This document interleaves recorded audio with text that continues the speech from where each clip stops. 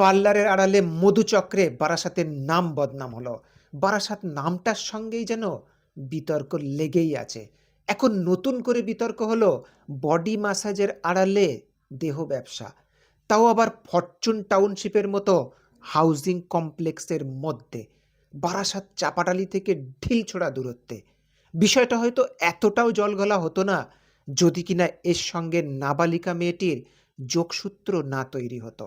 অশোকনগর থানায় নিখোঁজ হওয়া নাবালিকা মেয়েটির খোঁজে তল্লাশি চালিয়েই এই মধুচক্রের মধুর ভাণ্ডার উদ্ধার হয়। বারাসাতের অলিতে গলিতে যেভাবে ভাই ম্যাসেজ পার্লারের বাড়বাড়ন্ত চোখে পড়ছে, তাতে করে ভবিষ্যতে অত টাকা খরচা করে কেউ আর থাইল্যান্ডে যাবে না থাই ম্যাসেজ নিতে। কম খরচায় বারাসাতেই চলে আসবে। তাতে কি বারাসাতের নামে বিতর্ক আরও বাড়বে? না, না। বিশ্বের দরবারে বারাসাতের নাম আরও বিখ্যাত হবে।